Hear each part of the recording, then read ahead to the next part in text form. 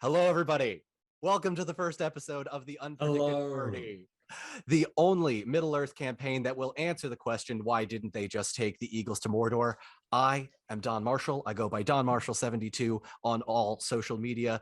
Joining me are my internet friends. I will allow them to introduce themselves up first.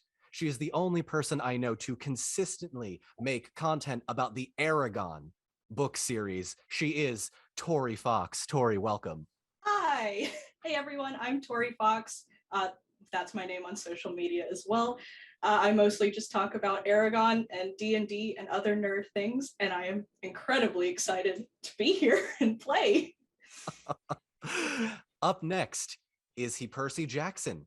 Is he Peter Parker? Is he both? It's classical Greek laser gun, Zach Smith. Hello, it's good to be here. I go by classical Greek laser guns on literally everything. I know it's a mouthful. I want to change it, but I can't. It's the brand now. So happy to be here. Big Lord of the Rings fan.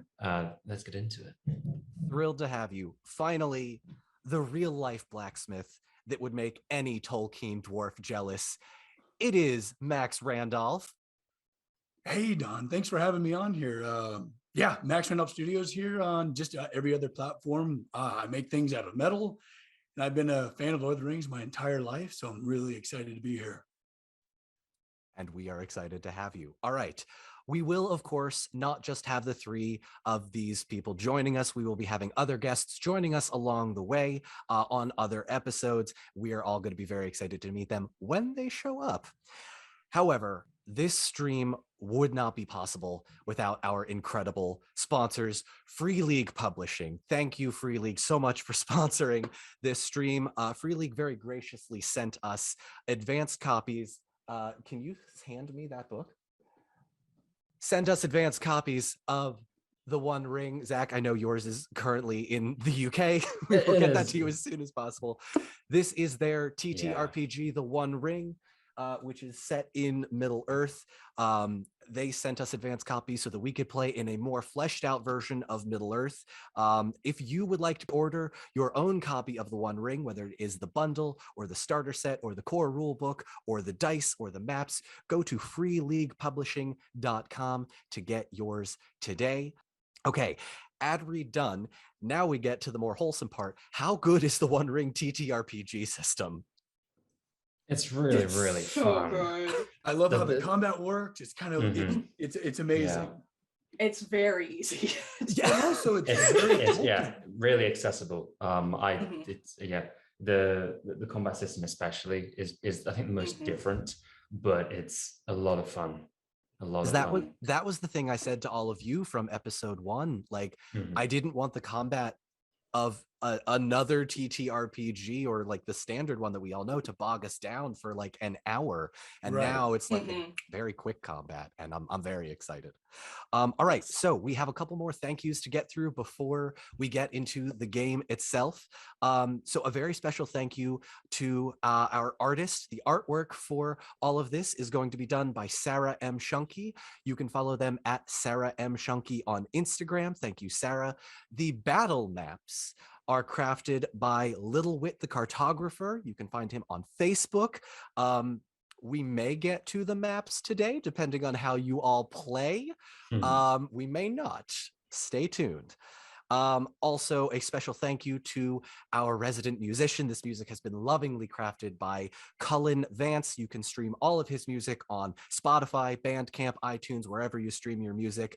I can't wait for you all to hear it. Some of the music we are going to be using on these streams is from his new music, Rewild, which if you have ever listened to anything remotely Celtic or Nordic or Lord of the Rings or Witcher or D&D, it encompasses all of that in a crisp 38 minutes of just, it's beautiful. Finally, a very special thank you to my wife, Nat. She goes by Nat20Wife on TikTok as well as on Twitter. Nat has been working behind the scenes to make sure that all of this runs smoothly, constantly reminding me of the things that I forget, making sure that all of this doesn't run 5.5 hours long because of my because of my forgetfulness. If you would like to see or hear more about what is going on, you can join us on our after show, which she will be hosting, available only on our Patreon. So make sure you go check that out at the link in our bio. And without any further rambling, let's begin.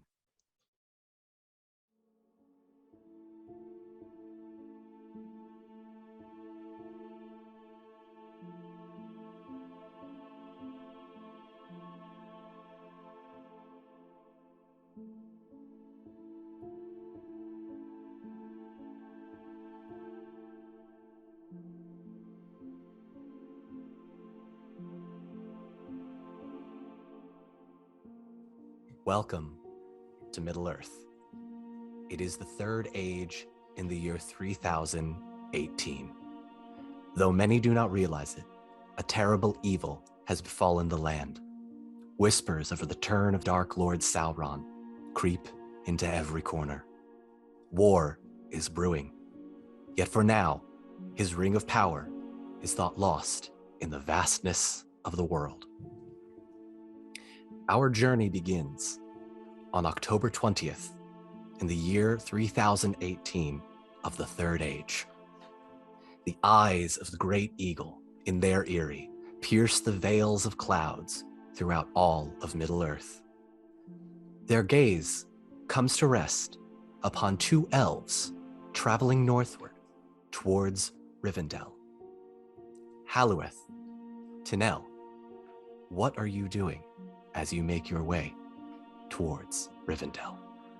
I think Tanel is just one being very posturous and looking around and trying to seem very competent, and is just scanning the land to see if she sees anything that would be of issue. Halueth. Halueth is striding quite purposefully, but in a very central line. His eyes are closed as he listens to the trees and the birds around him. He hums a soft elven melody and tries to block out the presence of any other potential elves that may be irritating him as he travels along. Halueth, as you hum this tune to yourself, you think back to when you first started this quest. You have a moment where you recall the Lady of the Wood, Galadriel, as she gave you this mission. Your mind wanders back as you see yourself in your mind's eye approach the mirror as she stands before you. Thank you for agreeing to meet with me.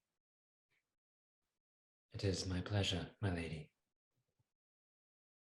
Halueth, I have a great fear.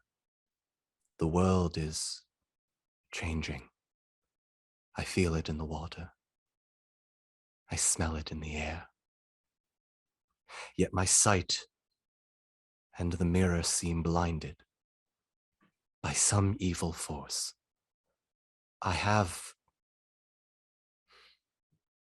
You have been through so much, but I have yet another ask of you, if you would. Whatever your bidding, my lady. All our forces are required. I ask you to travel to Rivendell. Lord Elrond knows much. See what he knows. Perhaps history will not repeat itself. And that memory flashes you back forward as you stare straight ahead, knowing somewhere in the distance, Rivendell is ahead of you. As you hum, yet another flashback continues. Halueth, how long does it take you to pack up your things and set out? Not long. Halueth travels light. He was good friends with the Dunedain and the Rangers of the North. He is used to traveling and traversing the landscape with not much on his back and using the land itself. So maybe 20, 30 minutes to gather his things, arm himself appropriately, and set off on this mission given to him by the person he probably trusts most in the world. Is there anyone you say goodbye to?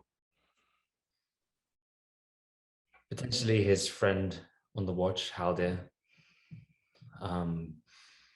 But there's no lingering sort of, it's brief. I think Haldir himself knows that this is important to Halueth. So it's a brief sort of embrace, a curt nod, a smile, and he's off. Very well. Halueth, it is day 1 of your journey. As you prepare to camp down for the evening, I'd like you to give me an insight check. Oh boy, that's a hell of a start. I don't hit my target number. Okay. You continue making camp, confident that you are safe within the realm. You haven't gotten terribly far.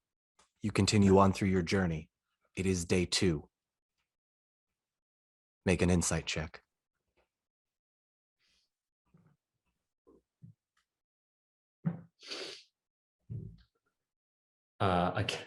Again, do not hit my target number. Your second day, with no problem. You are still safe within the realm, but you will be leaving it eventually. You continue on through your 4th day out of the wooded realm of Lothlorien. Tinel, please give me a stealth check. Boy. Okay. Ooh.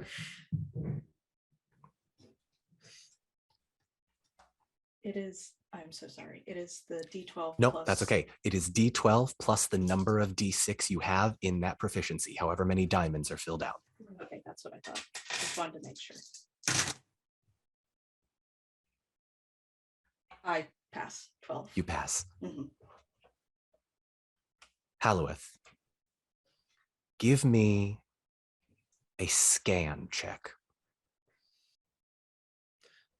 Again, do not succeed in hitting that target number, almost Very well. unsurprisingly. Day 5. You are out of the realm of Lothlorien. As you make your way towards the mountain passes, the roads become somewhat treacherous. Tinel, please make a stealth check with disadvantage. Oh God. Okay. Roll twice, yeah. Yes, roll twice. Take the lesser of Gotcha. the 2 from the D12. Boy, that's a really good roll. That's definitely going to be lower. 15, so I do hit my target number. You do hit your target number. How much do you hit Yes, your 11. target number by?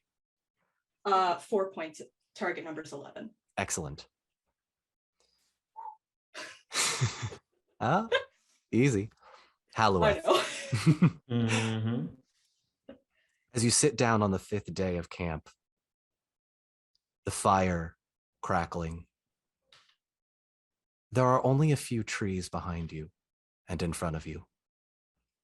You hear the breaking of a branch behind you. Immediately, I spring up. My bow is drawn. I am scanning the woods as much as I can.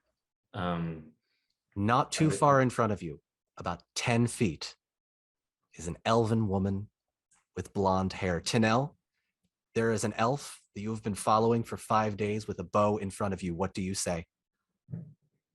I'm sorry? Who are you? What is your I- purpose? I am Tinel. I am from Lothlorien. You can lower your weapon. He's still very suspicious. Halueth doesn't lower his weapon just yet. He says, "Who sent you?" Myself? From Lothlorien. You just left. Well, to be fair, I was following you. Why? It's your business. I overheard your conversation with the lady.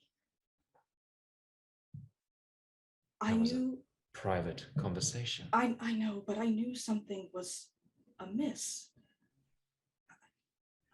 I knew something was wrong, and I needed to know.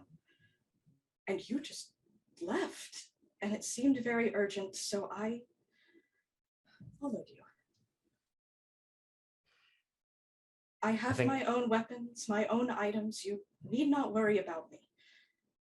But I was anxious to let you know that. I think he's just very disappointed that he didn't actually catch Tanel before. He's berating himself like, how could I be so stupid? Nobody knows you're here. No one, except my parents, but no one else. Are they trustworthy? Yes, they are. I promise. I'm in strict business, which I shall not divulge to you just yet. That's fine. You may accompany me to Rivendell, then I must ask you to leave.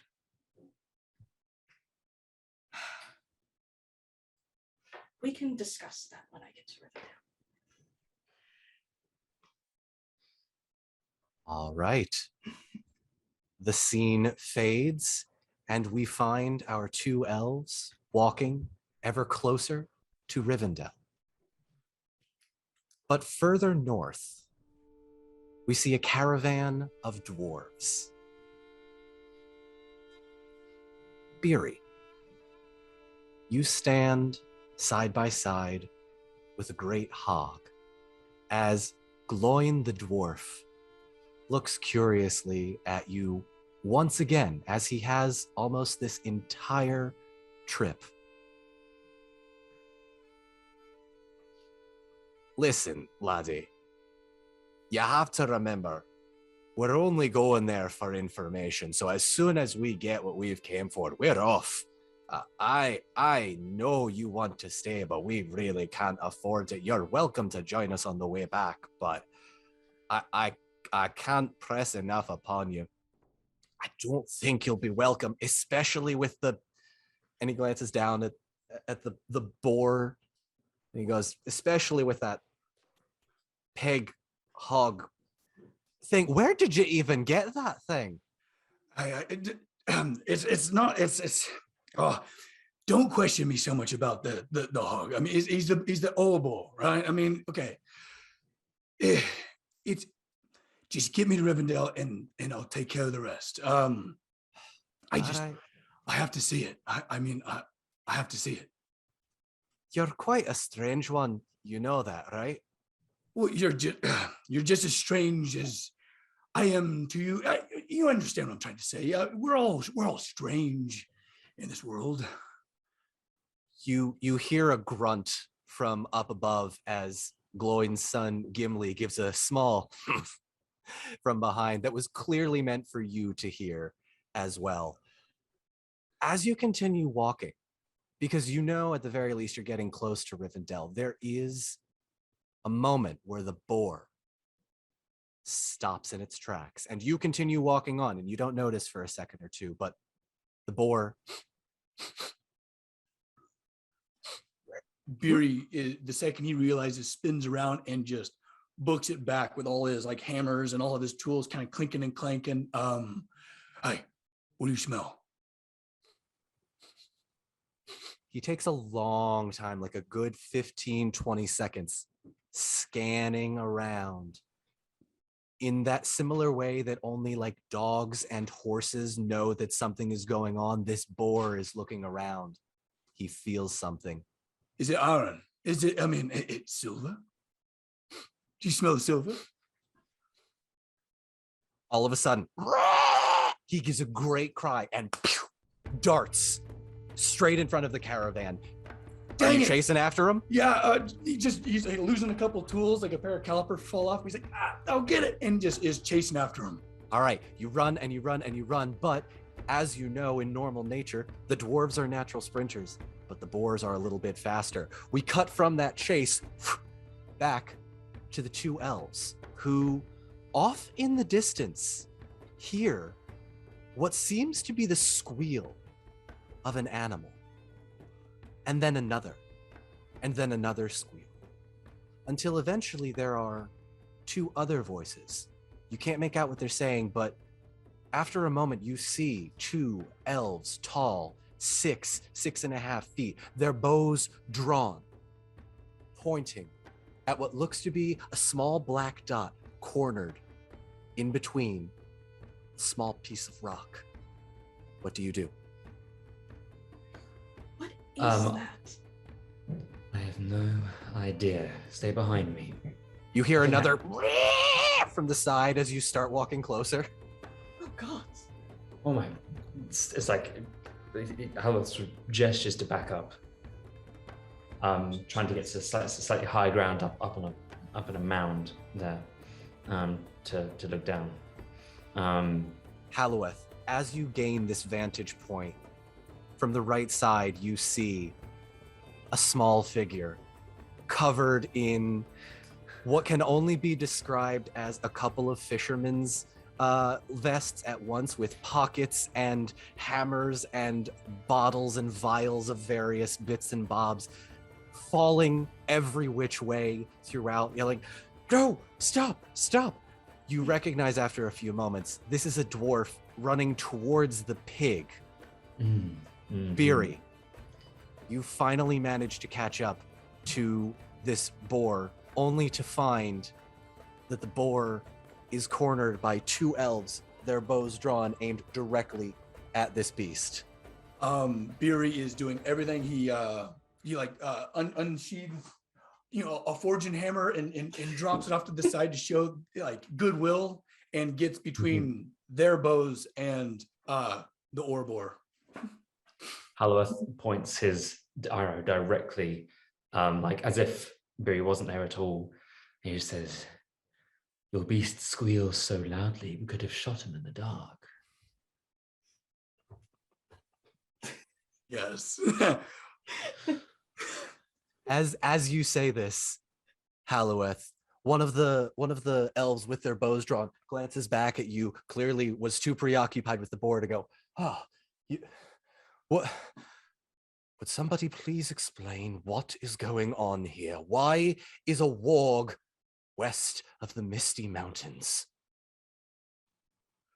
I mean, he's a boar. I mean, he's no ward. I'm a dwarf from Erebor. I'm here. I'm with an adventuring party. We're here for Rivendell. Are we nearby? He looks right at you and goes, "We may be. We may not." Oh, we made it. Hey. Oh. Listen, dwarf. I haven't decided if I'm going to shoot you and the boar yet. All right. Listen, elf. We are here with good tidings. We don't mean you any trouble. What good tidings? I mean, I'm still working on that a little bit, but we don't mean you any harm. Remove every weapon you have. Oh, Tanel, go ahead. I'm sorry. Can I tell that the boar is terrified or? Yes, I don't think there needs to be any sort of animal handling check on this. Great. This is a cornered beast who knows it is outnumbered. Tanel is actually going to put her hand on the arrow, one of the arrows that's pointing at it, and just push it down and say, "It's terrified." Which elf? Yeah. The one that's speaking. Ah, all right. He glances over at you, looks over at the other elf, takes the arrow, puts it back in the quiver, glances over at you, Halloweth, and goes, "Give it a moment." Glances over at the other elf, who also puts his arrow away. Beery. All right, so that's better. Kind of reassesses himself and kind of reaches back to Gorge and gives him kind of like a little scruff on the forehead, gives his tusks a little bit of a shake, you know, it's like, that's all right. It's all right. You really gave him a fright. Yes, well, the feeling is mutual. What are you doing here, dwarf? I am a craftsman. I'm on my journeymanship. What are you doing out here? I can ask questions too, can't I? We Sent on a confidential mission. It's none and of your we business. guard the realm. Quite right. And apologies, Elf. Who are you? To you, Halloweth. I'm Halworth of Lothlorien. I have been sent on an emissary mission to Rivendell. Things may be more dire than they appear then. And you, glancing over at you, Tanel. Tanel of Lothlorien. And I am accompanying him. Very well. Reluctantly. And you can see the guards glance at each other, kind of able to work out what is going on here in the smallest of senses. Very well. We are within the realm of Rivendell. You are close, dwarf. You said you were traveling with a caravan. Where are they? Yeah. I mean, they're probably this way a bit. If you permit me to move and not stick me full of arrows, because I'd be a lot less cordial then. Yes. You would also be a bit more dead. I mean, that's a big if. And he turns around and kind of gives Gorge another little, scratchies, and kind of like leads him side by side. And okay, well, I could lead you. Yes, I'm sure you could. Keep your beast under control, and you may be welcome within the Lord Elrond's And he pauses. And at that moment, every one of you hears a rumble, followed by a shriek, followed by several other shrieks, as the rumbling grows louder and louder and louder and louder until it is the only thing you can hear. An earthquake of noise surrounds you. Do you also hear that? The guards do not look at you. They glance at each other and go, Arwen, and immediately run. I mean, you're going the wrong way if you're going towards my caravan. No. Halworth points an arrow back at Biri, like, what did you bring with you? What force followed you? I mean, it could be the caravan. I mean, quite of them are a little bit heavy, but what are you looking at me for? Who are you? Lead the way, dwarf, towards the noise. I have no quarrel with you. Yeah, we're going back to the caravan. Following after Biri, the two of you make your way. But as you can see, you are not running in the direction that the elves ran. The caravan is in the opposite direction, making not nearly enough noise for this to be the noise that was created. Tanel kind of slides to a stop and goes, where are you leading us? Do I look like I'm a guide? Do I look like I know where the hell I'm? He kind of picked up his hammer that he dropped. Do I look like I know where I'm going? I'm new here. And we're going. Dwarves. And we're going the wrong way. And she turns and actually goes towards where the elves went. Biri's following. Gloin comes to you, Biri, seeing the two elves behind you, going, "What in the world did you do? Why are there?" I made friends. I haven't got the names yet, but we're here. We made it. Yes, I know we've made it. I've been here once before, and I'm going to lead us to Rivendell, which I assume you have no idea how to get to. I know we're close. He just sighs and says, "Fine, come on, and you keep that pig on a leash." Come on. Are you leashing him?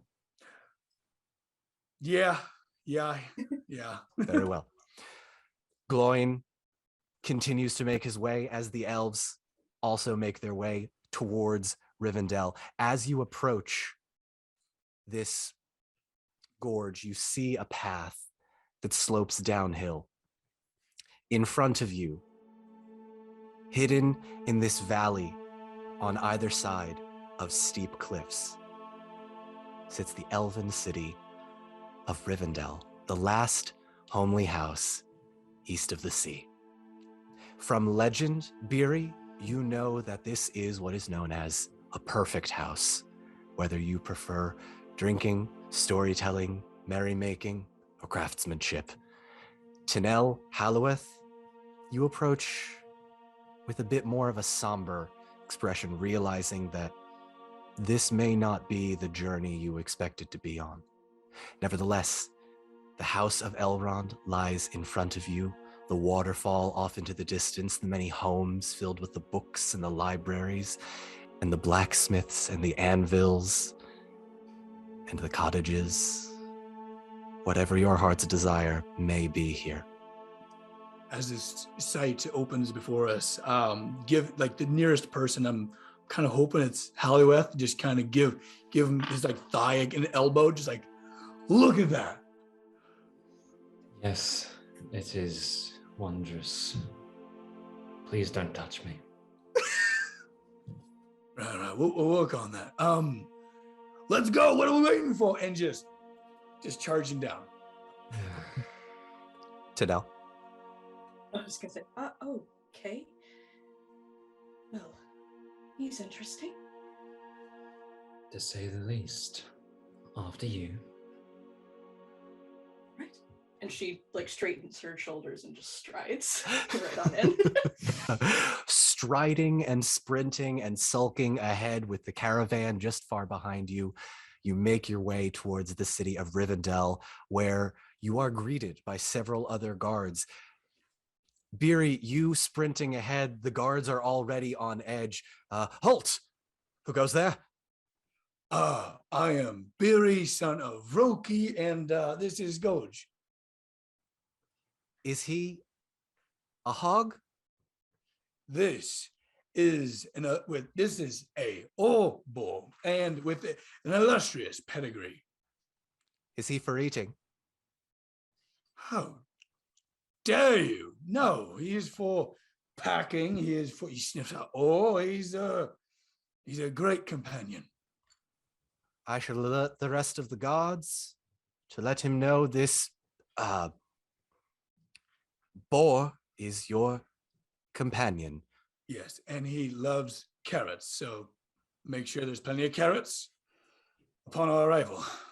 One of the other guards, slightly behind the first one, goes, "That thing better keep out of our gardens." You have gardens. But do you hear that, gardens? No. Very well. He looks behind you, Beery, which is not terribly hard considering you're not that tall, and just sees Halloweth and Tanel approaching and goes, finally, some common sense. Greetings, elven folk. State your purpose. Halloweth of Lorien, sent by the Lady Galadriel. And you? Tanel of Lothlorien, and I am accompanying him. Very well. Not for much longer. She will be leaving shortly. Well. He kind of glares at Tanel. She says under her breath, "I will decide that." Very well. The guards, seeing all of this with the caravan behind, say, "But just wait a moment. We'll let Elrond know that you are here." The guard waits a few minutes while the other one goes to grab word of Elrond. The guard shuffles forward after a minute or two. Elrond is not with them. The guard goes, "Terrible apologies. There has been new developments. None of your concern at the moment. You are free to interact within the last homely house. However," and looks down at you, Beery, "we do ask that the boar stay with you on the leash at all times." I mean, okay, fine. You hear that? Okay, good. You said this to the dwarf? No, I said that. Oh, I'm sorry. Boar. You say this to the hog? Yeah. The boar? Mhm. Make a persuasion check.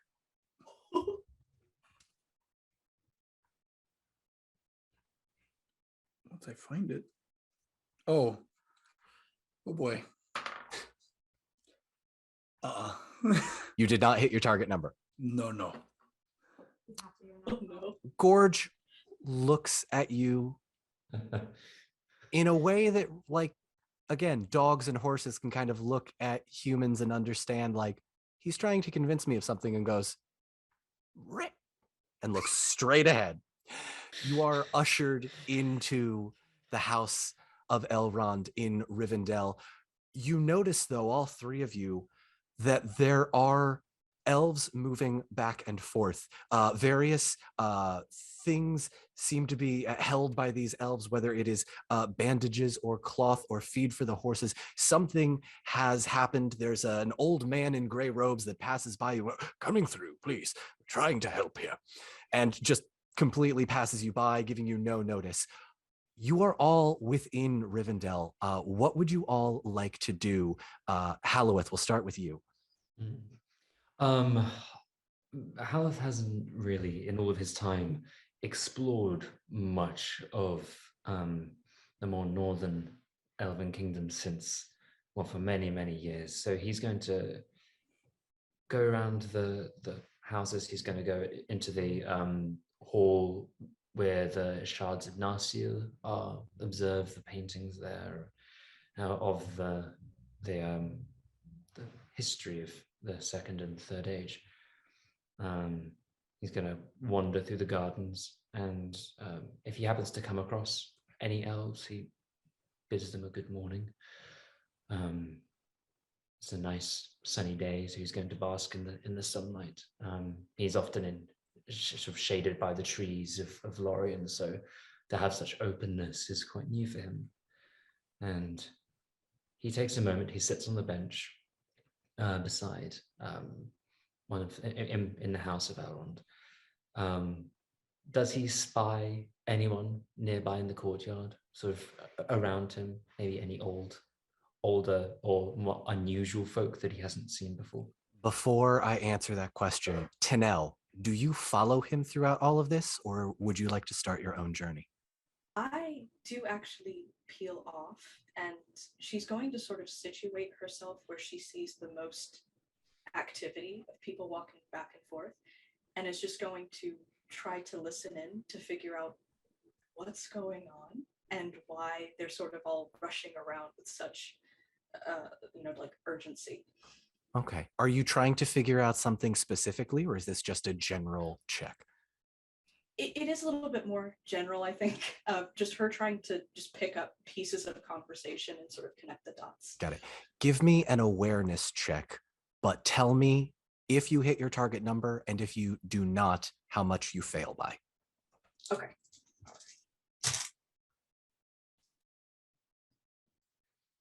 I hit it exactly. You hit your target number. Perfect. Yes, 14. All right. In the moments immediately and after entering Rivendell, you see much happening. There are elves moving backwards and forwards. You peel off from Halloweth, trying to find out really what is going on. In being here, a place so different than Lothlorien, even within elven culture, you don't pick up on anything specific, but you hear from various people walking back and forth. Yes, the Hobbit, he is here. Yes, it is here too. The ford of Bruinen. They flooded it. I did not see it myself. Whisperings here and there, various people talking, but nobody is really sitting down. No one is really taking the time to sit down and have that council meeting. Everything is still very much a jumble. As you continue to listen, Beery, what are you doing? As everyone just kind of like splits off behind him, he's just going to be in like marveling the architecture right now, and he's just, wow, we actually might make.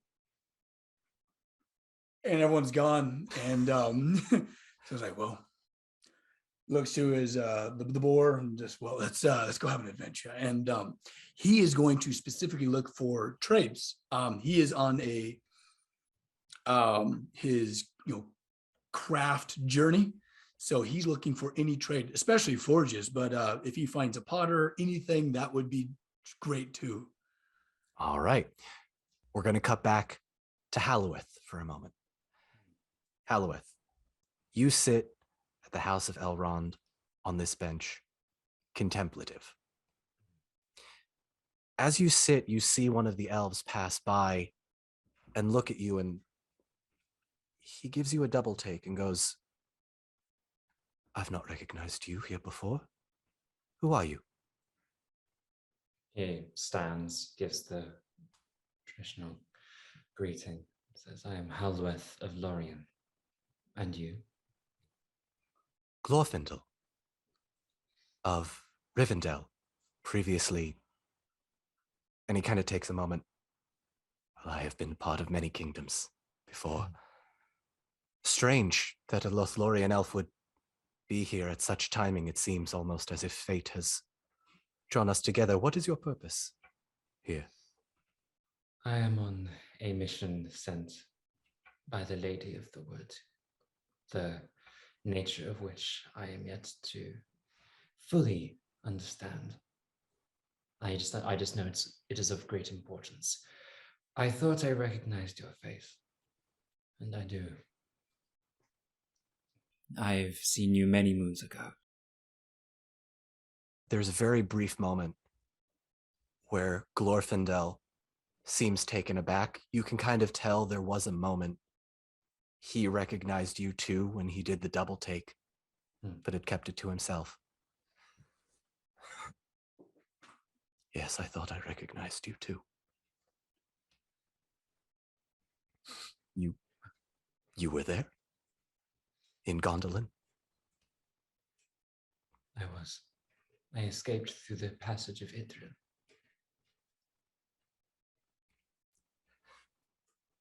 "The Balrog I fought that day has haunted me ever since. And though I journey through the halls of Mandos to return, I sometimes wish I had not. But you lived. You lived. You were, goodness, you were young, were you not?" "Yes, I was young. I am surprised to see you here. I saw you fall."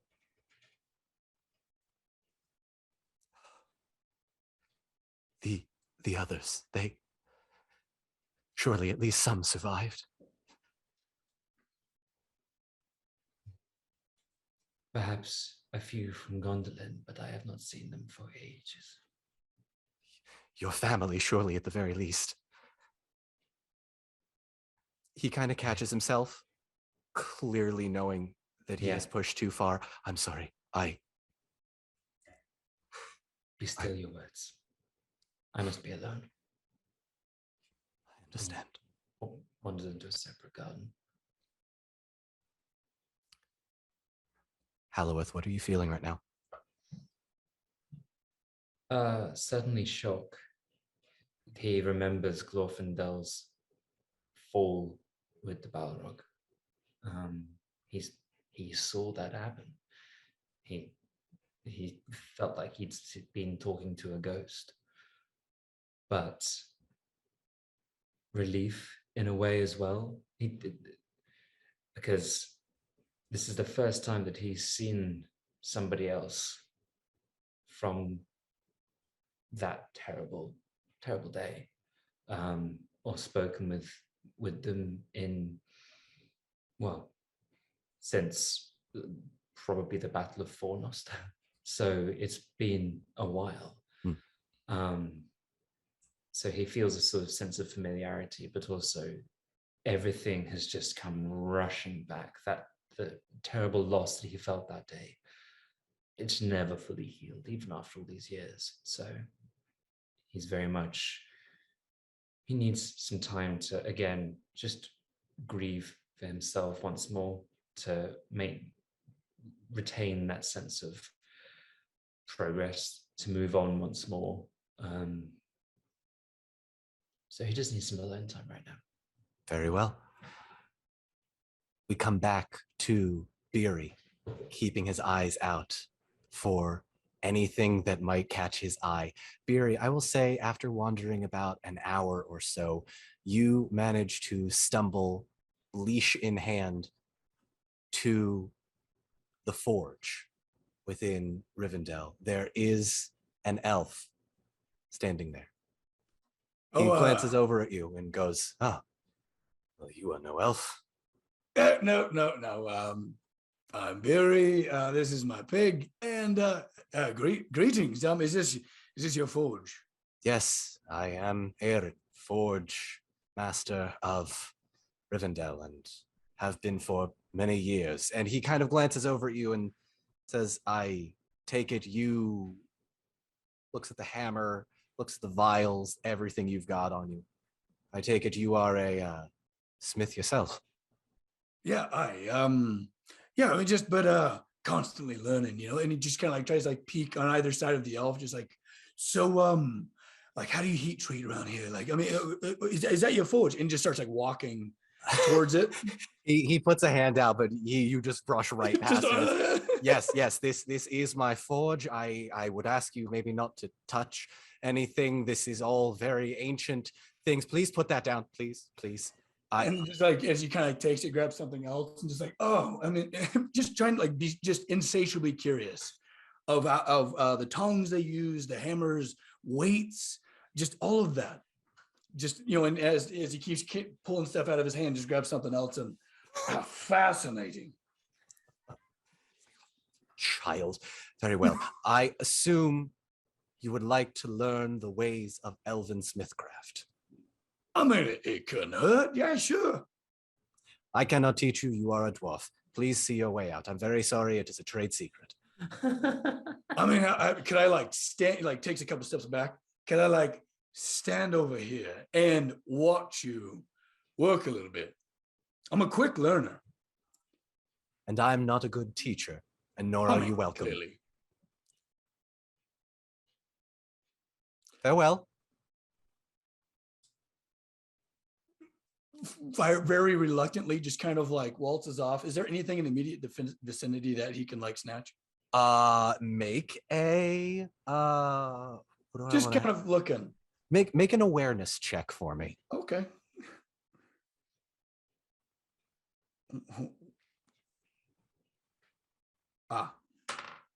Oh, see, that's a resounding success. Okay, so rule break time. That is the highest that Max could have rolled.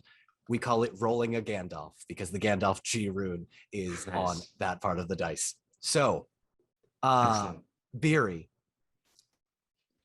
I'm gonna let you call this one. Are you looking for anything specific, or are you just looking to grab for something? Like a piece of ore, or like an ingot? If there's an ingot around. As you turn to leave, there is a vial hidden in the brush that catches your eye. It's small, probably about the size of the elf's hand, not yours, with a cork stopper in it and a white liquid in it. You don't know what it is, but you pick it up. Elf doesn't seem to notice. Throw it in your pocket and move on. Ooh. Very well. So happy. Tinel, I will give you this moment. As we have approached our first hour of Rivendell, we are going to speed things up a little bit. Would you like to do anything in this initial introduction to Rivendell? Yes, so after she sort of gets what information she can from those just sort of rushing by, she is going to try to find Halueth just to tell him sort of what's going on. Very well. You know what? Give me an explore roll. All right.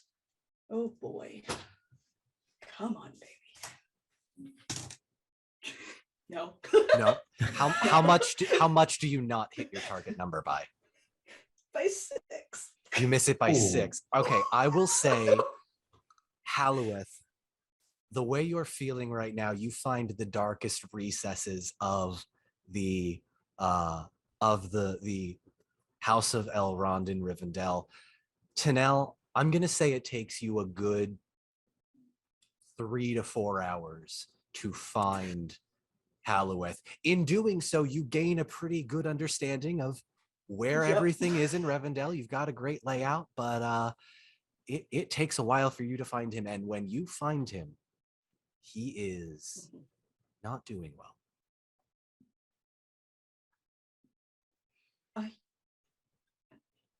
Are you all right?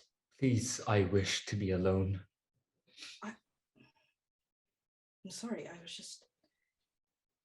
I know what's going on, at least. Halloweth kind of takes a deep breath. They flooded the ford. That's what that noise was. And he kind of smiles and goes, Elrond. Perhaps. Come, sit. Tell me what you know. She goes and sits down next to him and goes, well, that, and that there's a hobbit here. And he brought it with him, whatever that might be. But obviously very important because some people seemed shocked by it. You'll have to forgive me. That's really all I could hear. They were bustling by quite quickly. It's okay. This does not bode well. I have felt a darkness in the back of my mind for many a year now. I fear that it is coming to a head. I knew it. I kept hearing whispers. That's why I followed you. I knew something was wrong, and no one was going to tell me. I suspect Elrond will wish to consult with the peoples of the free world. There will be a council, I gather. We must be present for it. Yes, absolutely. Report back to the lady. Mhm. She will know what to do. Yes, of course. He kind of just looks at her reassuringly, like, we'll be home soon. Yes. And she actually stands up and takes a step back and goes, would you like to be left alone, or would you like my company still? No, I shall find you in a while. Thank you. I'll see what else I can hear. And she just runs off. And Halloweth sits and just meditates on that for a while. All right. We're going to jump ahead a little bit to keep within the lore of all of this. Over the next day and a half, you have been greeted by the guards. You have explored Rivendell. Just from a role-playing perspective, Beery, do you go back every day to bother this elf to try and teach you? Without question. And also finding others to pester, other people of trade, silversmiths, perhaps making whatever the heck, just really trying to like absorb. He's definitely that guy on vacation with the big camera and just like stoking it all in. Really like diving into the food and perhaps wine, like just breathing it all in.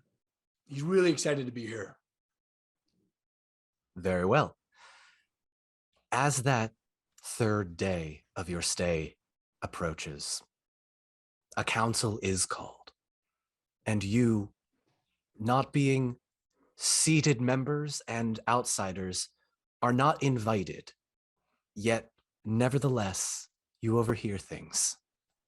But a decision is made. A decision to take what you hear to be the One Ring.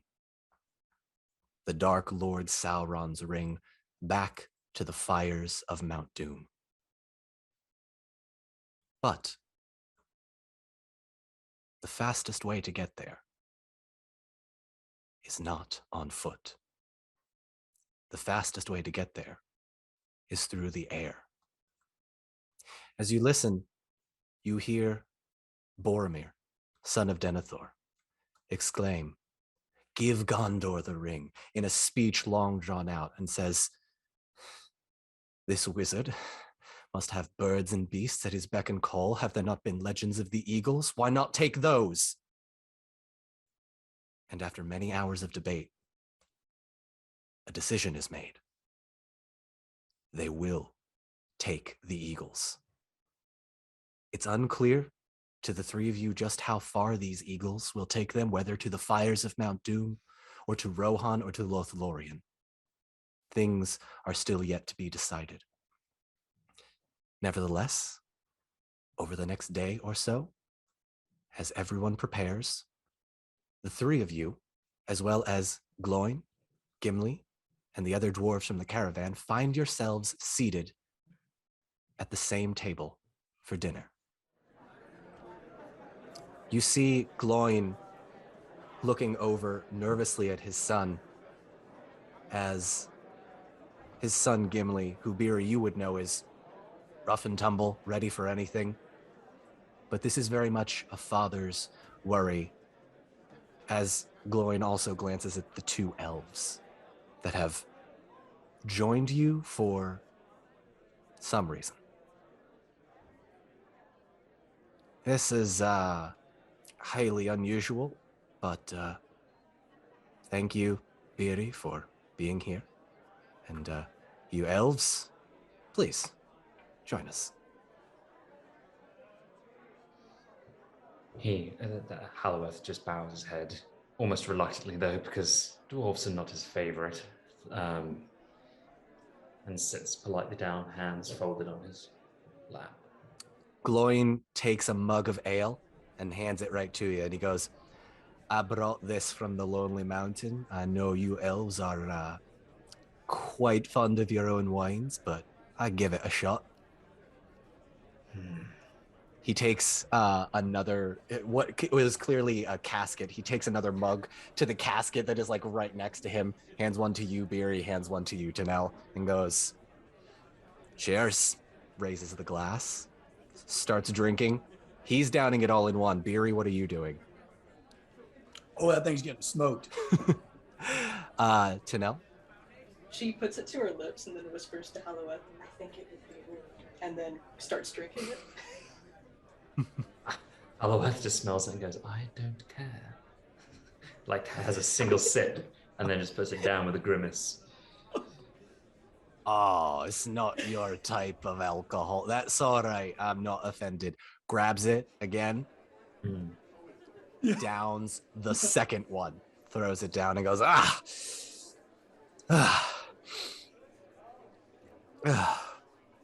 Impressive. And there's a moment where you sort of see the facade of this brash, happy-go-lucky kind of dwarf fade to this father worried about his son, and goes, "Right then." Slaps the table, gets up, leaving the three of you. I mean, it looked, just kind of like, he has to like kind of hit a burp out from kind of slamming his ale. I mean, he seemed really grim to you. He's usually not, he's usually pretty merry. Something's up. Well, the council that we all heard is quite some jarring information. I believe that's sitting heavily on all of us. You know something? Darkness spreads over us all. I thought the elves were supposed to be like really happy and prancing about, right? I mean, like ever since I've gotten here, like you just gloom. Yeah, just colder than the heart of the mountain over here. Did we not hear the same conversation? I mean, maybe, yeah.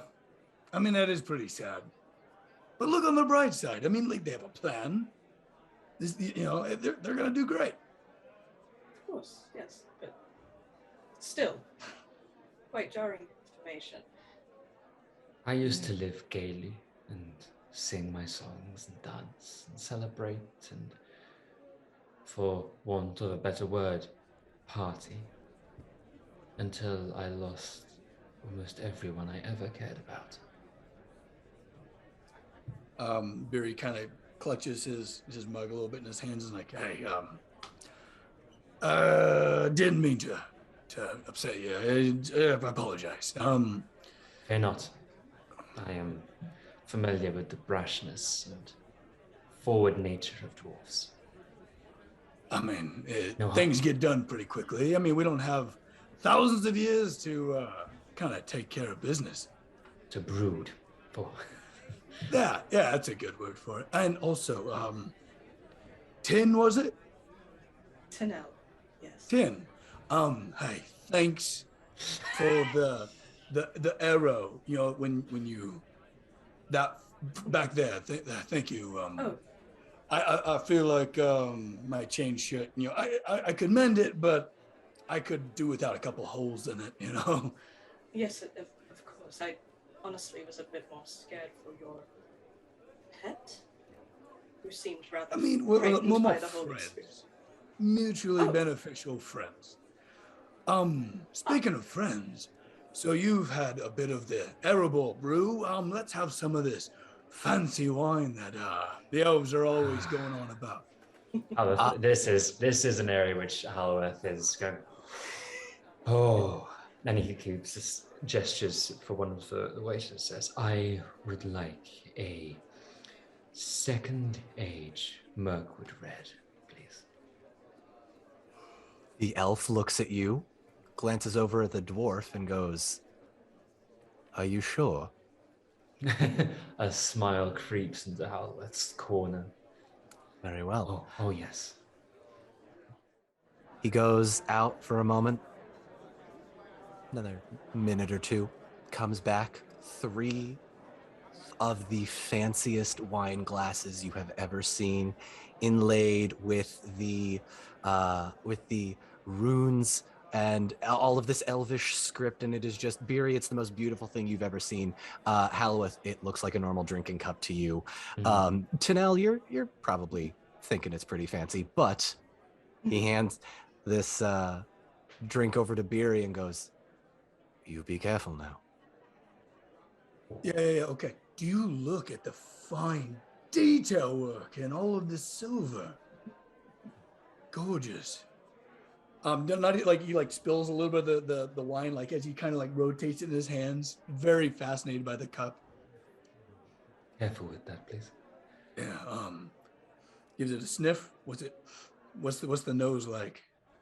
This thing smells like the most heavenly fruit you have ever tasted in your life. It's dark, it's rich, it smells, it reminds you of the feeling you get when you are in the forge in the mountains. It's hearty, it makes you feel at home. And do you take a sip? Of course he does. He buries his face in it. You know, and then he comes back with like a little bit in his beard, and then takes a swig. The moment it touches your lips, you begin to feel a tingling sensation throughout your entire body. I need you to roll me an awareness check. Oh boy. Oh no.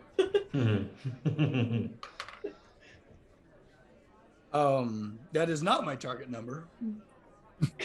You kind of realize that this elf stuff is a little stronger than you're used to. Tanel, Halloweth, you guys drink this, no problem. This is a very good elf wine, but you are not affected by it. Whoa. Ooh, okay, all right, everyone. Just hold still for a second. Like, you make me a little dizzy. They are sitting still, but they're moving to you. Ooh, 10, both of you. Are you all right, sir? I'm great. Hey, do you want to play a game? Real fun game. I am All right. intrigued. Yeah, well, me too. What were we talking about? Oh yeah, yes. The game. Is there like silverware on our table? Yeah, I'd say there's silverware next to you. Okay. And there's like party goers and people around? There are the dwarf. As soon as glowing got out, the other dwarves kind of glanced around and started filing out. So at this point, there's other people at other, tables with the fireplace going. It is very much like that. Not a very fancy cafeteria, but also like just a place to sit and chat. He glances around like any onlookers. Okay, here's the game. Silver has this really mystical property of being able to change its shape really easily. You can melt it down and do all sorts of stuff. The game is, and you elves have a little bit of a leg up because you have really kind of nimbly bimbly fingers. Now, the game is, how much silverware can you take without getting caught? And you give it to me. Oh, is this just... And I can make great things out of it. And it's not stealing, it's just repurposing things that are already here.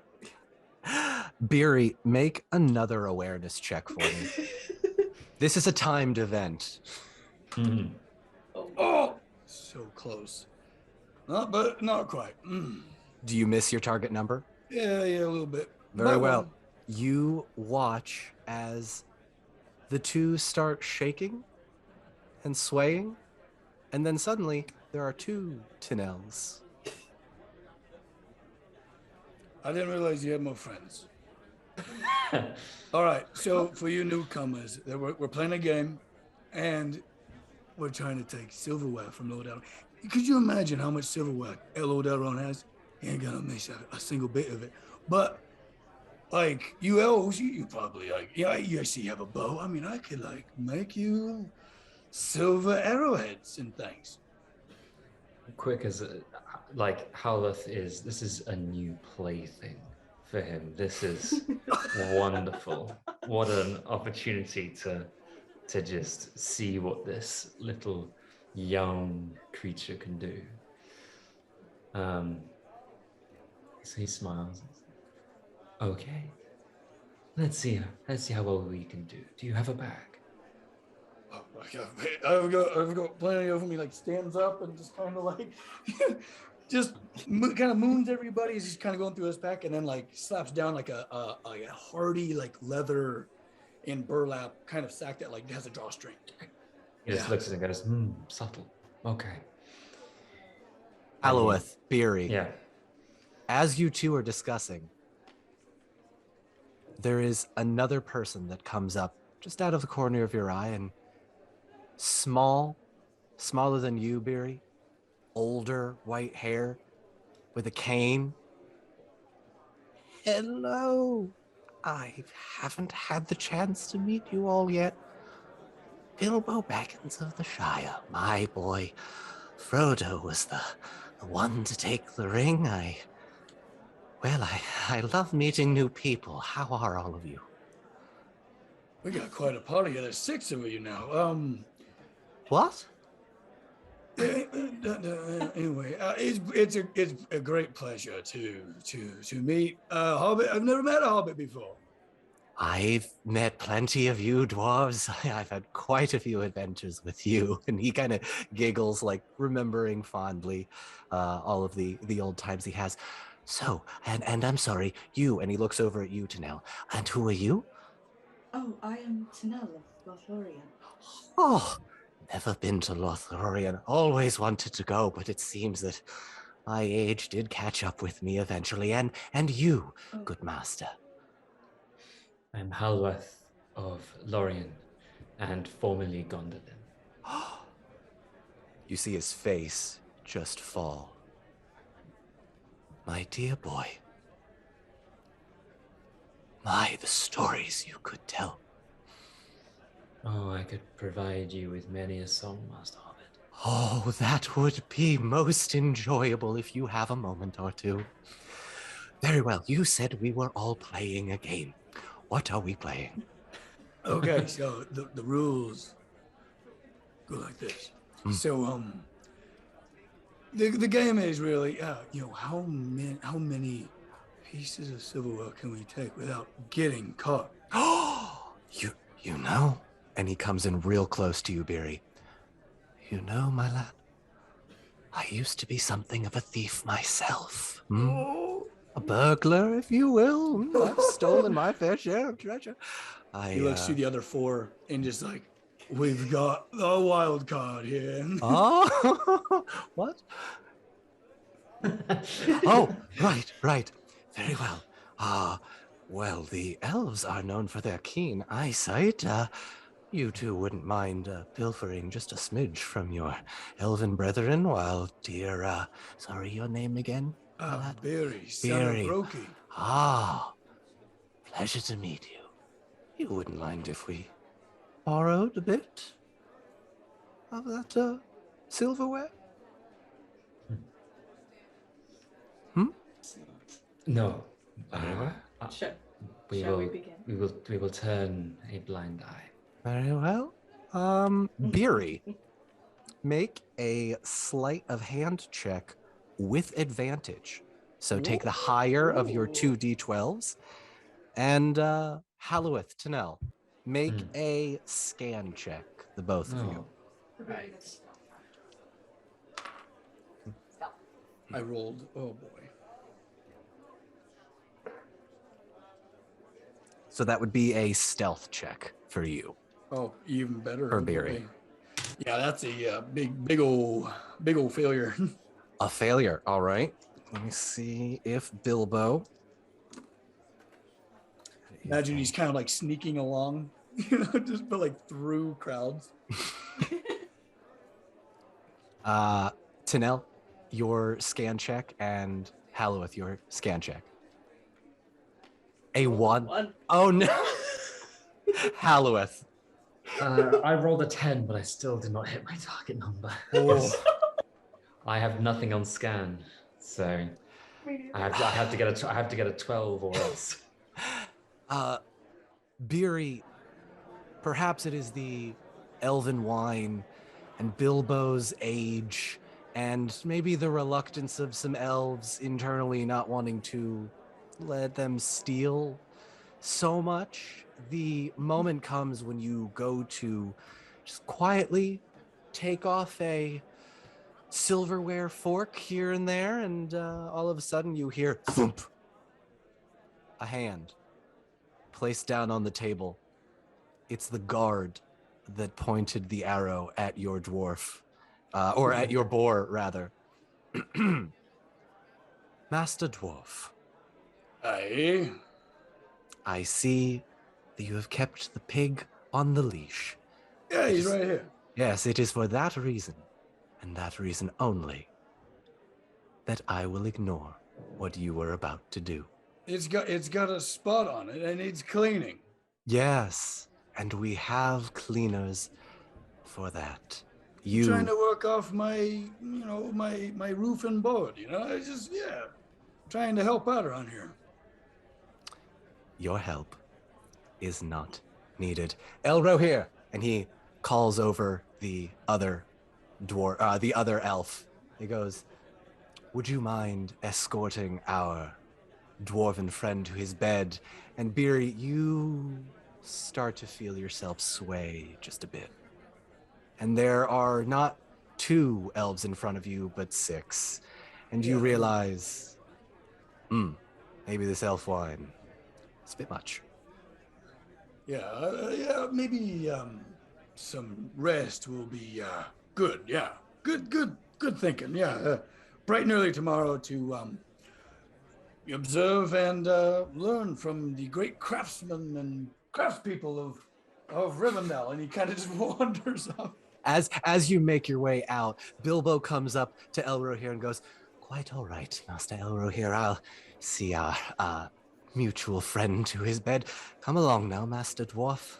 And Bilbo ushers you to his bed, which you have a little bit of a hard time finding, given your current occupied state of intoxication. Nevertheless, the evening ends with much debauchery and elven wine. Tanel? Could I? Yes, I was going to... While he was having that conversation with the elf guards, I'm going to pocket my own silverware and just quickly shove it into my sleeve. Give me a stealth check. All right. Okay, I'm much better at this. Playing the game. Hold on. Yes, we're good. You hit your target number. Yes, 18 and Perfect. 11. Perfect. You manage to grab a fork, knife, and spoon that is sitting just to your left on the table. Halloweth, X. He also does the same. I was going to do the same thing. give me a stealth check. I hit the target number. Lovely. You also manage to grab a fork, knife, and spoon and just very quietly, without anyone just putting it next to you. Because Beery, you got up and went to another table trying to be stealthy, but that did not work. All right. So as Beery sleeps off what I assume is going to be the worst hangover of his life, Halloweth, Tanel spend the rest of the evening through there. Is there anything else you two elves would like to do before the next day dawns? I'd like to meet with Legolas to bid him a good journey and good luck on his Very well. quest. Very well. We'll say about an hour into dinner, you can get up, ask around. You find him after a little bit. He's sitting there drinking with his other elven friends and goes, "Good day to you." Legolas Greenleaf, I am Halworth of Lorien, sent by the lady herself. He gives you that elf head touch moment and goes, Mhm. "Well met, sir. Please, sit." And do you join him? Absolutely, yeah. I sit down and I say the lady wishes good tidings and luck on your quest, shall we say. Thank I you. know us elves are not exactly used to flying, but I'm sure that Gwahir will speed you and your company, your fellowship along. The fate of us all rests with you. My thanks. It will certainly feel like a new adventure. And he glances around at all of the other elves that came with him from Mirkwood, and they're all sort of looking with quite a lot of pride at this young elf who, in their eyes, took up the mantle. And by now, you're all aware of the other folks that are going on this journey just through word of mouth. And now Legolas kind of takes a moment and looks at you and goes, "Please, give my heartfelt gratitude to the lady as well. Her eye watching over us means quite a bit. I recognize relations with Mirkwood have been isolated of late. My father keeps to himself and gives you one of those very knowing nods that says more than any words ever could." Tell me, what of the Dark Forest? What news of Mirkwood? The darkness grows. We failed in our... We lost the creature called Gollum in a raid. Several of our elven brethren were killed in the raid, and they traveled towards Dol Guldur. And we do not venture there. No. But No, the darkness grows. Over us all, it seems. I fear a great evil sits upon all of us, which is why the faster this ring is destroyed, the better. Of course. Well, good speed to you, Greenleaf. I shall see you when all is brighter. May we take up arms together one day. I would like that, and strengthen the bond of Mirkwood and Lorien. Mend that bridge. The feeling is mutual.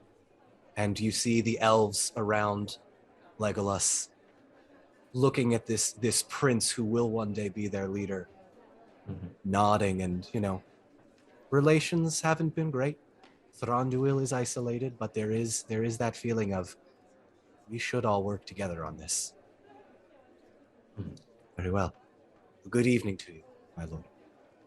And to you, my prince. Do you get up and... Yeah. All right, great. So you continue through the rest of the evening, having spoken your piece with Legolas. You all take to your beds for the night when you are awoken at around, we'll call it early sunrise, 9 a.m. or 8, 9 a.m. at this point, to a bell chime. The bell chime echoing throughout all of it. You find the Beery, I'm sure this is probably the loudest thing that could possibly happen with you. The high-pitched chime signals the gathering. You watch, the three of you, from distant areas across the great, how do I describe this? There's that scene in The Lord of the Rings where Arwen goes up to the gazebo and talks with Elrond. You have the gift of foresight. There's that balcony, that gazebo area. Underneath that gazebo is just this wide field, couple about 50 yards wide of just leaves and trees, but there is great clearing.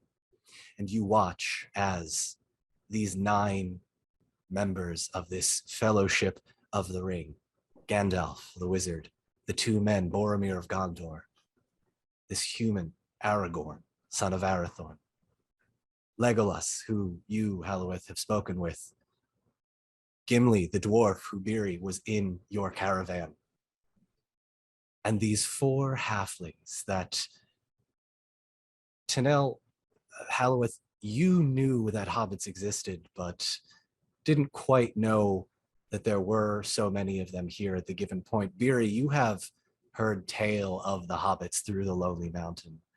You watch as the old hobbit Bilbo stands with pride just a little beyond these 9. And you watch as Gloin, with his company of dwarves that traveled in the caravan, look almost exactly the same, but further off, very proud. You all see Elrond, half-elven, step forward, glancing about at those gathered there to send their well wishes to the Fellowship. A great evil is upon us. Those who wish to defeat it stand here before you. Those who would fight the shadow, stand ready. Our plan was swiftness and secrecy. These 9, and he points to the Fellowship, have undertaken the task. Understand this, you 9. You will go only so far as the road will take you. Let he, with a quavering heart, be strengthened by friendship. Travel light, travel fast. He glances up at the bell that you can see is high in the tower, and it chimes again, and you hear a great rush of wings as, hidden in the tall trees at the tops of the cliffs, 3 enormous eagles descend into the clearing. These 3, the eagles of Manwë, join us in the journey. May you fly swift and show us the meaning of haste. Good luck. You watch as the 9 members of the Fellowship climb aboard the eagles, 3 in one, 3 on another, and 3 on the third. Beery, you're standing close enough to Bilbo that you can just hear the faintest, not quite under his breath, but maybe not loud enough for Frodo to hear. Good luck, and be sure to keep a diary, my lad. I'll want tale of all your journeys when you come back. Halloweth, you watch as Gloin takes a fist, hammer in it, raises it up to his head. The rest of the dwarves do the same. Pounds their chest. Gimli, on the backs of one of the eagles, does the same.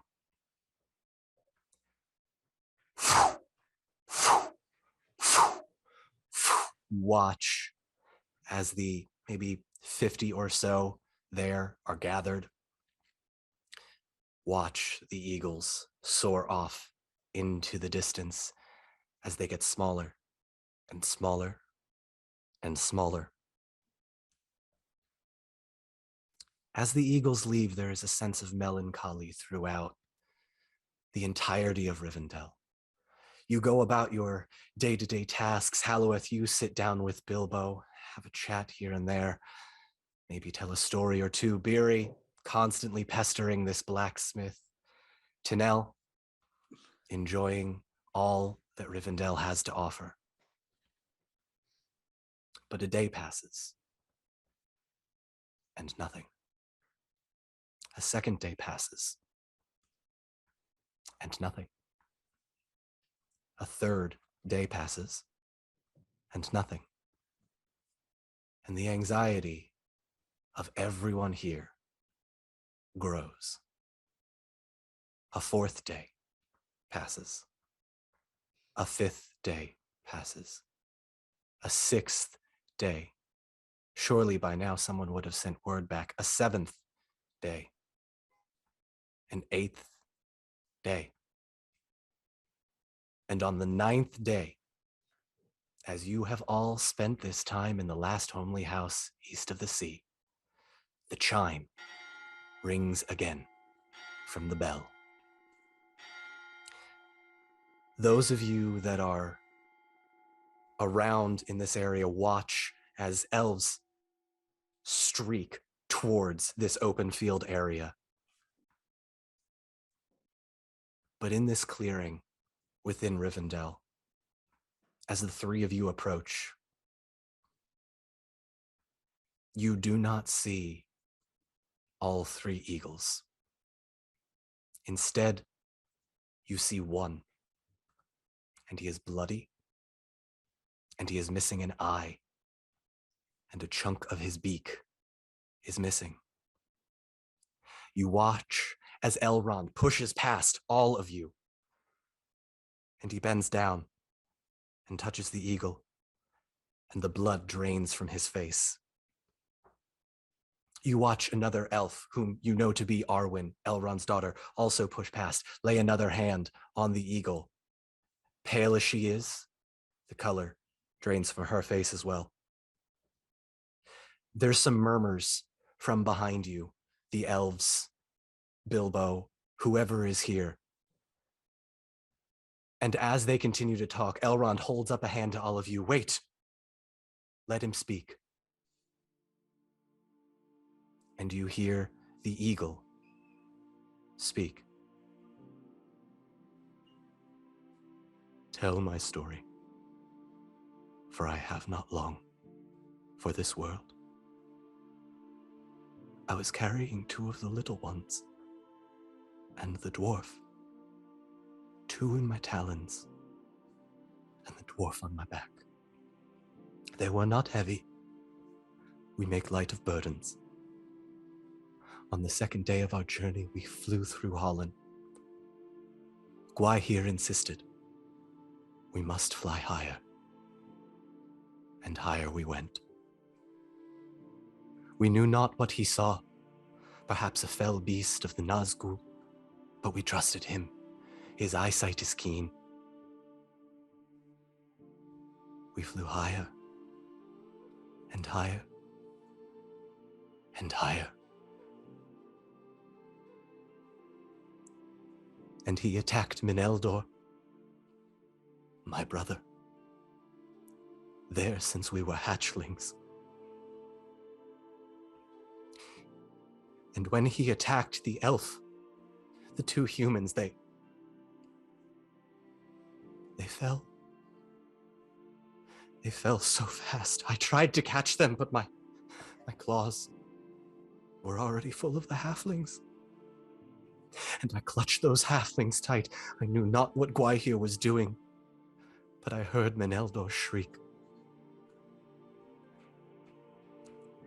I feared gripping them too tightly I would hurt them, for I heard a cry of pain and I heard no more. Gwaihir turned on me, and I watched Meneldor fall. First he went after my eye, and then the dwarf fell off my back. He tried to stand, and the fool jumped with his axe to try to help.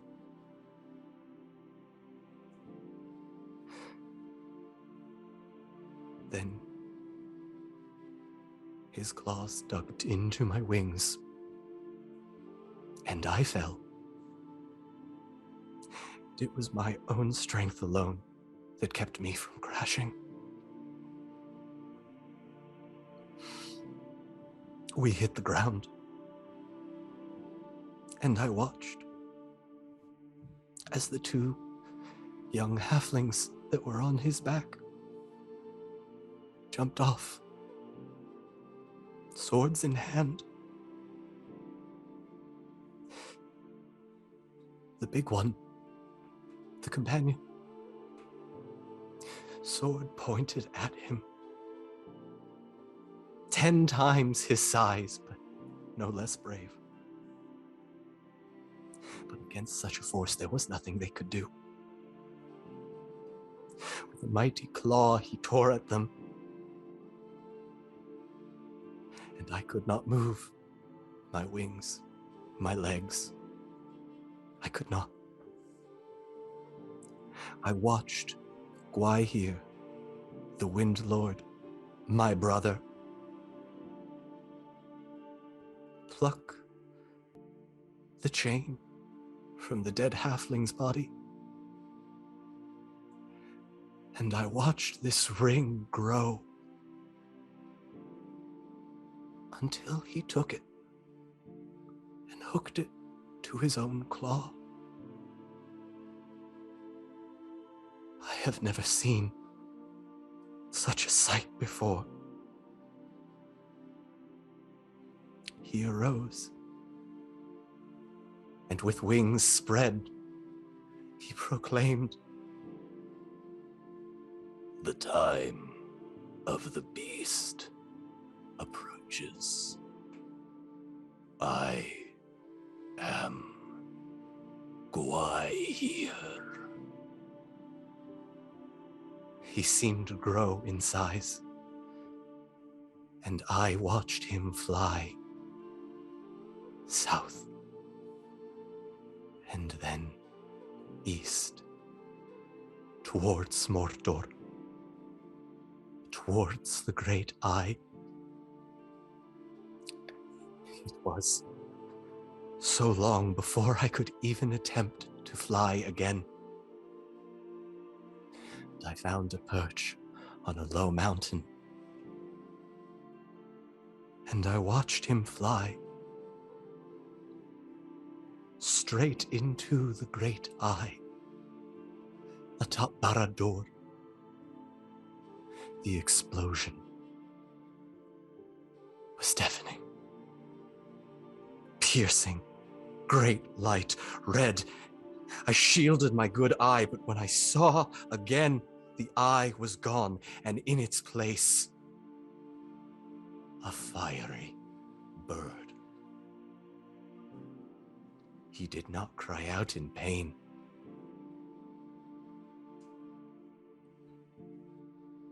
I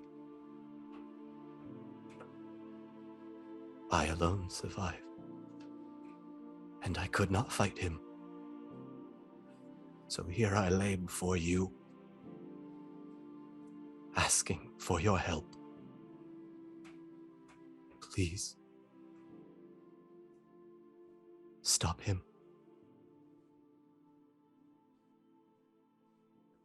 You watch as Elrond and Arwen, both still just as pale, lay their hands on the eagle The murmurs behind you pick up. The crowd begins to dissipate. 3 leave, 4 leave. There's murmurs of, our doom approaches. What now? The 3 of you, though, rooted to the spot. Some power beyond holds you there. Eventually, you see a couple of elves bring out a cloth, almost like a big cloth to sort of get the eagle under, and you watch as these dozen or so elves attempt to lift the eagle, and he is heavy even to them, onto this cloth, pick him up, and take him forward towards whatever healing that they can give to Landraval. I'll ask each of you, starting with Beery, what is going through your head right now?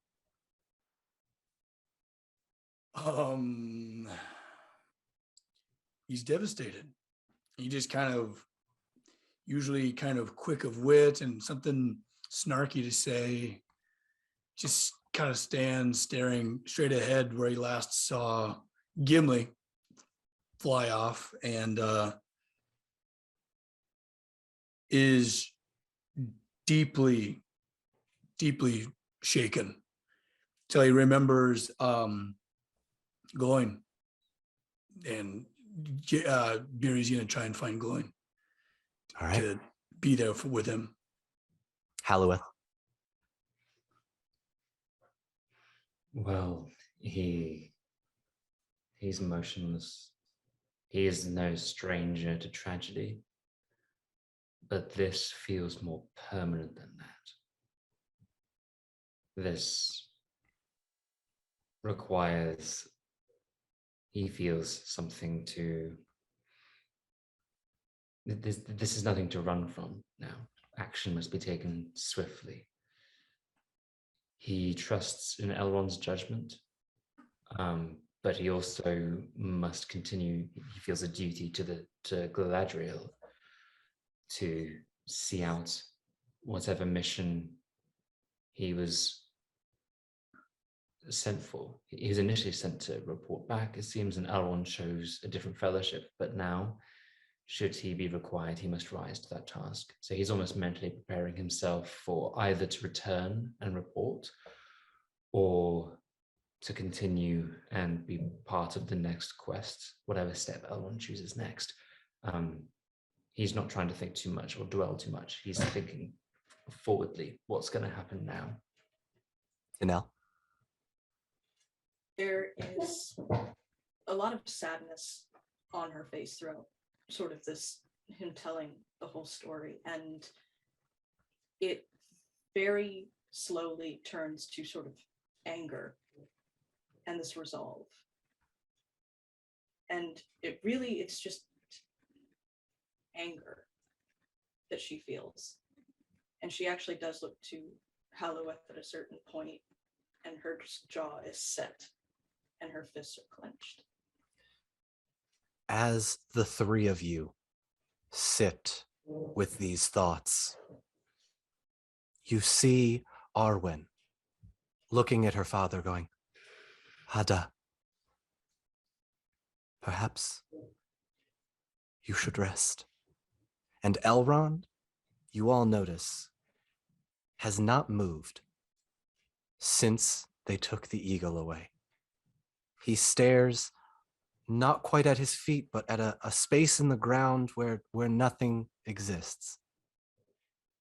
Arwen takes a step back, glancing at the 3 of you, who are at this point the only ones left in the clearing.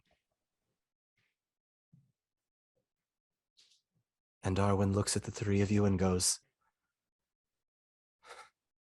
give him a moment, please. And walks away. There is a beat where the 3 of you stand with Elrond in front of you, back turned. And as you stand there, wrestling with these thoughts, unsure of what to do next, you watch Elrond wrench back his head and scream in pain. His head jerking up, goes left, right, back again, hands on his head, turns around, looking at the three of you, and his eyes are not the same color. They are completely black. There is a glowing light coming out of Elrond's left hand. It is so brilliant you cannot tell what it is. And as you watch Elrond struggling through whatever he is going through, you hear a voice that is not his own come out of his mouth. The Dark Lord may not have known where the 3 Elven Rings reside, but I do. Behold, your new Dark Lord, for I am why here, and those who oppose me will suffer a fate worse than death.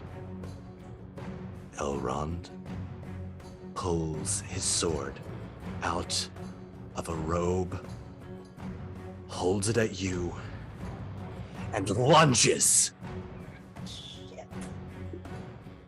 We'll pick up from there next time Oh no! on the Unpredicted Party, episode 2.